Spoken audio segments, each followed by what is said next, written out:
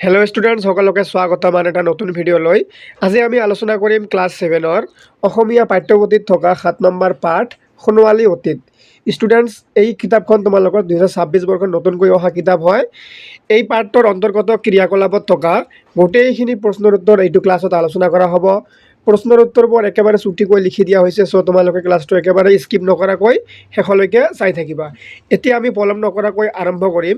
তোমালোকৰ এই পাঠৰ ক্ৰিয়াকলাপৰ প্ৰথমত দিয়া আছে 1 নম্বৰত যে তলত দিয়া প্ৰশ্নবোৰৰ শুদ্ধ উত্তৰটো বাছি উলিয়াই সঠিক বৃত্তটো পূৰ কৰা। ইয়াত এটা প্ৰশ্ন দিয়া আছে, এই প্ৰশ্নৰ ইয়াত 4টা উত্তৰ দিয়া আছে, যোনটো শুদ্ধ হ'ব 4টাৰ ভিতৰত সেইটো ইয়াত পূৰ কৰিব লাগিব। এতিয়া সেই হিচাপত মই তলত তোমালোকক ডাইৰেক্ট উত্তৰ কৰি দিছোঁ। যেনেকৈ ক নম্বৰ প্ৰশ্নত বা 1 নম্বৰ প্ৰশ্নটোত চেনেহীহঁতে ৰেলগাড়ীৰে কামাখ্যা জংচনৰ পৰা তম্বৰম ষ্টেচন পাওঁতে কিমান সময় লাগিছিল? ইয়াৰ শুদ্ধ উত্তৰটো হ'ব গ 54 ঘণ্টা 35 মিনিট লাগিছিল। এইটো হ'ব শুদ্ধ উত্তৰ। চ' প্ৰথম প্ৰশ্নটোৰ গ নম্বৰ উত্তৰটো হ'ব সঠিক উত্তৰ। চ' তোমালোকে কি কৰিবা, এনেকৈ গ নম্বৰত এনেকৈ কি কৰিবা, এনেকৈ এইটো পূৰ কৰি দিবা। ইয়াত যিহেতু ক খ এনেকৈ দিয়া নাই, মই এনেকৈ তোমালোকক ক খ গ এনেকৈ দি দিছোঁ। চ' তোমালোকে এই বস্তুলৈ কনফিউজ নহ'বা। এতিয়া খ নম্বৰ প্ৰশ্ন বা দ্বিতীয়টো প্ৰশ্ন যে চিদাম্বৰম মন্দিৰৰ নটৰাজৰ মূৰ্তিটোত কি ধাতু অধিক পৰিমাণে মিহলি হৈ আছে? ইয়াৰ শুদ্ধ উত্তৰ হ'ব খ নম্বৰটো হ'ব শুদ্ধ, অধিক কি হৈ আছে, তাম ধাতুটো মিহলি হৈ আছে। তাৰপিছত গ নম্বৰত আছে যে দেওবাৰে 21:30 বজাত তেওঁলোকে তম্বৰম ৰেলৱে ষ্টেচনত উপস্থিত হ'লগৈ। সেই সময়ত 12 ঘণ্টীয়া ঘড়ীত কিমান বাজিছিল? এই 12 ঘণ্টীয়া ঘড়ীত কিমান বাজিব? তেতিয়া 9:30 হ'ব, কাৰণ 24 ঘণ্টীয়া ঘড়ীত যদি 21:30 হয়, সেইটো 12 ঘণ্টীয়া ঘড়ীত কিমান হ'ব? 9:30 হ'ব। ঠিক আছে। চ' ইয়াৰো গ নম্বৰ প্ৰশ্নটোৰ কি হ'ব? খ নম্বৰ উত্তৰটো হ'ব সঠিক উত্তৰ। এতিয়া তোমালোকৰ ক্ৰিয়াকলাপৰ 2 নম্বৰত কৈছে তলত দিয়া প্ৰশ্নকেইটাৰ উত্তৰ দিয়া। ক নম্বৰ প্ৰশ্ন, কাবেৰীৰ পাৰে পাৰে কিতাপখনৰ লেখকৰ নাম কি? উত্তৰ হ'ব কাবেৰীৰ পাৰে পাৰে কিতাপখনৰ লেখকৰ নাম হ'ল হেমন্ত কুমাৰ শৰ্মা। তাৰপিছত এতিয়া তোমালোকৰ খ নম্বৰত প্ৰশ্ন সুধিছে যে গোপুৰম শব্দটোৱে কি সূচায়? ইয়াৰ উত্তৰ হ'ব যে মন্দিৰৰ উচ্চ চূড়াটোৰে সৈতে থকা প্ৰৱেশদ্বাৰক গোপুৰম বুলি কোৱা হয়। এইবোৰ প্ৰশ্ন ইম্পৰ্টেণ্ট আছে, পঢ়িবা। খ নম্বৰ প্ৰশ্নটো খুবেই ইম্পৰ্টেণ্ট হয়। তাৰপিছত এতিয়া গ নম্বৰত দিয়া আছে ব্ৰঞ্জ কি? ব্ৰঞ্জ কেনেকৈ তৈয়াৰ কৰে? ব্ৰঞ্জ হ'ল এটা ধাতু, আৰু এই ধাতুটো কেনেকৈ তৈয়াৰ কৰে এইটো লিখিব লাগে। উত্তৰ হ'ব যে ব্ৰঞ্জ হ'ল এবিধ মিশ্ৰিত ধাতু। মিশ্ৰিত মানে কেইবাটা ধাতু মিক্স কৰি এই ব্ৰঞ্জ ধাতুটো কি কৰা হয়, বনোৱা হয়। ইয়াক প্ৰায় 85% তাম আৰু 15% ৰাং মিহলি কৰি প্ৰস্তুত কৰা হয়। এতিয়া ঘ নম্বৰ প্ৰশ্নত কৈছে যে নটৰাজ মূৰ্তিটো কি প্ৰযুক্তিৰে নিৰ্মাণ কৰিছিল? উত্তৰ হ'ব নটৰাজ মূৰ্তিটো মম বিকলন পদ্ধতি, অৰ্থাৎ লষ্ট ৱেক্স মেথড। কি এইটো তোমালোকৰ অসমীয়াত আছে মম বিকলন পদ্ধতি, আৰু এইটো ইংৰাজীত কোৱা হয় লষ্ট ৱেক্স মেথড। তোমালোকে ইংৰাজীটো লিখিব নালাগে, মই তোমালোকক বুজাৰ কাৰণে ইয়াত ব্ৰেকেটত দি দিছোঁ যে এই পদ্ধতিৰ নামৰ কি অতি প্ৰাচীন প্ৰযুক্তিৰে নিৰ্মাণ কৰা হৈছিল। অৰ্থাৎ এই মম বিকলন পদ্ধতিৰে কি কৰা হৈছিল? নটৰাজৰ মূৰ্তিটো নিৰ্মাণ কৰা হৈছিল।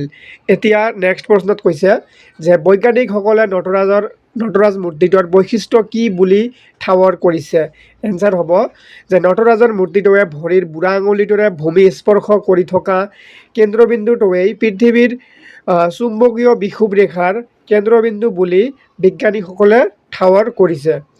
এতিয়া পিছৰটো প্ৰশ্ন যে গাইডজনে চেনেহীহঁতক কি কি প্ৰযুক্তিৰ বিষয়ে কৈছিল? উত্তৰ হ'ব যে গাইডজনে চেনেহীহঁতক প্ৰাচীন ভাৰতীয় মম বিকলন পদ্ধতি, ব্ৰঞ্জৰ দৰে মিশ্ৰিত ধাতু প্ৰস্তুত কৰা প্ৰযুক্তি আৰু বিভিন্ন আকাৰৰ পৰা বিবিধ ধাতু নিষ্কাশনৰ পদ্ধতিৰ বিষয়ে কৈছিল। এতিয়া নেক্সট দিয়া আছে 3 নম্বৰ প্ৰশ্ন যে চিদাম্বৰম মন্দিৰটোত প্ৰাচীন ভাৰতীয় জ্ঞান প্ৰণালীৰ কি কি দিশ ফুটি উঠিছে তাৰ বিষয়ে এটি চমু টোকা লিখা। Very important question. ইয়াৰ এনচাৰ হ'ব যে চিদাম্বৰম বা তিল্লাই নটৰাজ মন্দিৰটো খ্ৰীষ্টীয় 10ম শতিকাত চোল বংশৰ ৰজা শ্বেতবৰ্মনে নিৰ্মাণ কৰোৱাইছিল। মনত ৰাখিব পাৰিব, এটা ইনফৰ্মেশ্যন পৰীক্ষাত আহিব।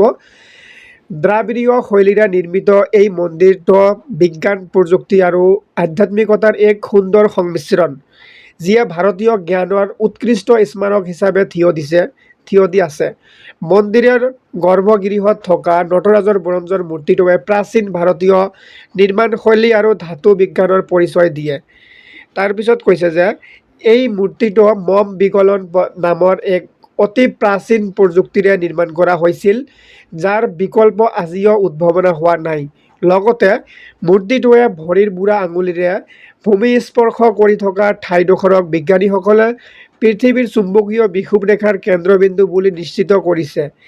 এই সকলোবোৰ দিশে প্ৰাচীন ভাৰতীয় স্থাপত্যবিদ্যা, বিজ্ঞান আৰু প্ৰযুক্তিৰ গভীৰ জ্ঞান প্ৰণালীক প্ৰতিফলিত কৰে।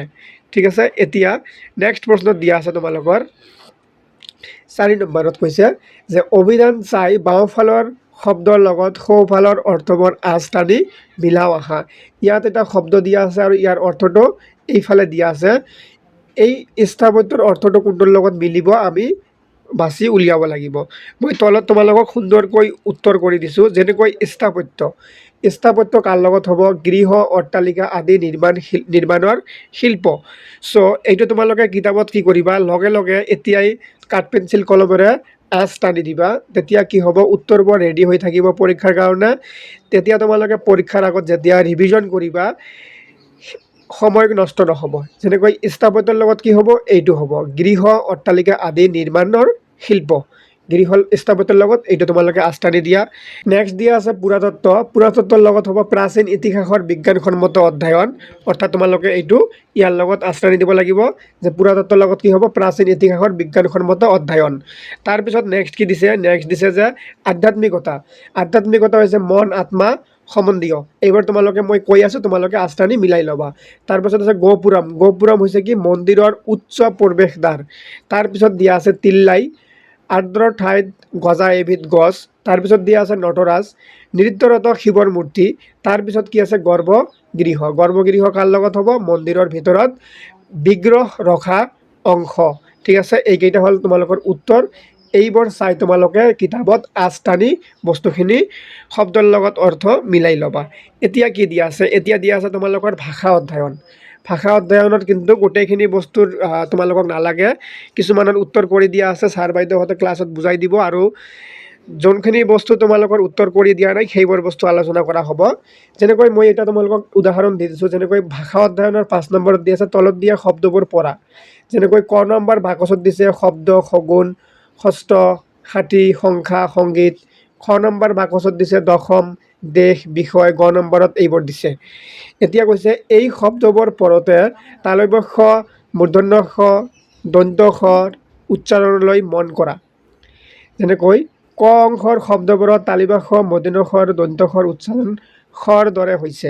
ঠিক আছে, এনেকৈ এইবোৰ বস্তু তোমালোকে পঢ়ি ল'বা। ইয়াত একো উত্তৰ কৰি দিব নালাগে, গোটেইখিনি বস্তু কৰি দিয়া আছে।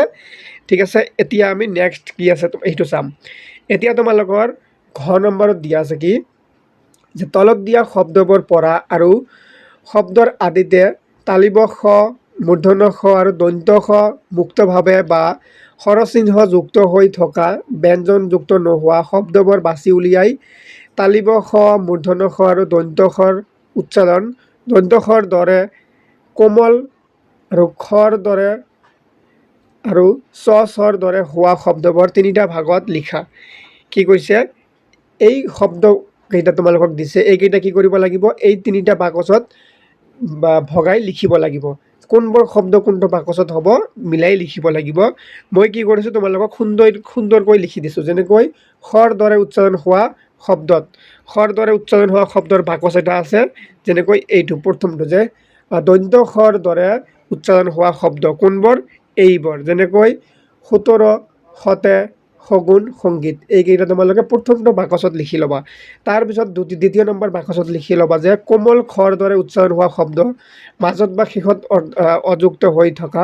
যেনেকৈ দশম, এইবোৰ কি কোমল খৰ দৰে উচ্চাৰণ হয়। শেষ, অসম, মাংস, আসন, এইবোৰ বস্তুত কি হয়? কোমল খৰ উচ্চাৰণ এটা হয়। এইবোৰ কি কৰিবা তোমালোকে দ্বিতীয়টো বাকচত লিখি ল'বা। তাৰপিছত এতিয়া তৃতীয় নম্বৰ বাকচটোত কি লিখিবা? চ নাইবা চৰ দৰে উচ্চাৰণ হোৱা শব্দ। যেনেকৈ ষষ্ঠম, পুৰস্কাৰ ইয়াত কি হয় চ নাইবা চৰ নিচিনা উচ্চাৰণ হয় স্তম্ভ নমস্কাৰ শব্দ অপ্সৰা ধ্বংস পুষ্ট এইবোৰত কি হয় চ বা চৰ দৰে উচ্চাৰণ হয় তিনিটা বস্তু তিনিটা বাকচত তোমালোকে লিখি ল'বা আশা কৰিছোঁ তোমালোকে বুজি পাই আছা এতিয়া নেক্সট দিয়া আছে কি জ্ঞান সম্প্ৰসাৰণত কি দিছে 8 নম্বৰত তলত দিয়া ভাৰতীয় পুৰাতাত্ত্বিক জৰীপ বিভাগে জাৰি কৰা জাননীখন পঢ়ি সিপিটিৰ প্ৰশ্নকেইটাৰ উত্তৰ দিয়া এইখন পঢ়িব লাগিব এইখন পঢ়ি তোমালোকক কিছুমান উত্তৰ কৰিব লাগিব এই উত্তৰবোৰ কৰিব লাগিব এই প্ৰশ্নবোৰৰ উত্তৰ কৰিব লাগিব যে প্ৰথমটো প্ৰশ্নত কি কৈছে পুৰাতাত্ত্বিক সম্পদসমূহৰ সংৰক্ষণৰ ক্ষেত্ৰত এই জাননীখনে কেনেদৰে সহায় কৰিব ইয়াৰ উত্তৰ হ'ব যে জাননীখন অনুসৰি পুৰাতাত্ত্বিক স্থান বা কীৰ্তি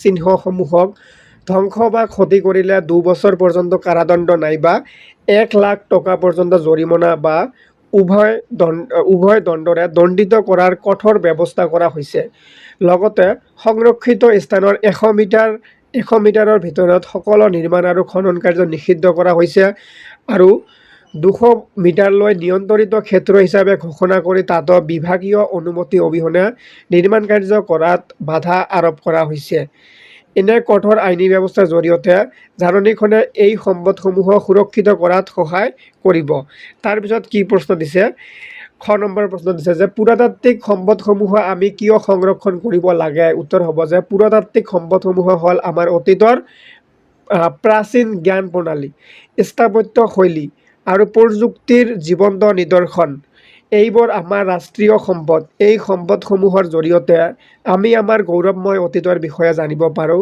সেয়েহে ইতিহাস আৰু ঐতিহ্যক ভৱিষ্যত প্ৰজন্মৰ বাবে জীয়াই ৰাখিবলৈ আমি এইবোৰ সংৰক্ষণ কৰিব লাগে এতিয়া গ নম্বৰত দিয়া আছে যিকোনো পুৰাতাত্ত্বিক সম্পদ ৰক্ষণাবেক্ষণ দিবলৈ তুমি কি পৰামৰ্শ দিবা উত্তৰ হ'ব যে পুৰাতাত্ত্বিক সম্পদ ৰক্ষণাবেক্ষণৰ বাবে মই তলত দিয়া পৰামৰ্শসমূহ দিম যেনেকৈ প্ৰথমটো হ'ল যে এনে ঐতিহাসিক স্থানসমূহ ভ্ৰমণ কৰোঁতে তাত জাবৰ জোঁথৰ পেলাই অপৰিষ্কাৰ নকৰা আৰু বেৰত একো নিলিখা নেক্সট দিয়া আছে সংৰক্ষিত এলেকাৰ 100 মিটাৰ আৰু 200 মিটাৰৰ ভিতৰত থকা চৰকাৰী নিয়মসমূহ কঠোৰভাৱে মানি চলা তাৰপিছত দিয়া আছে পুৰাতাত্ত্বিক স্থানসমূহৰ সংৰক্ষণৰ গুৰুত্বৰ বিষয়ে সাধাৰণ মানুহ আৰু ছাত্ৰ ছাত্ৰীৰ মাজত সজাগতা বৃদ্ধি কৰা ঠিক আছে এনেকৈ আৰু এটা দিয়া আছে যে কোনোবাই কীৰ্তিচিহ্নৰ ক্ষতি বা বিকৃতি কৰা দেখিলে লগে লগে সংশ্লিষ্ট কৰ্তৃপক্ষক অৱগত কৰা এইখিনিতে তোমালোকৰ এই পাঠৰ অন্তৰ্গত যিমানখিনি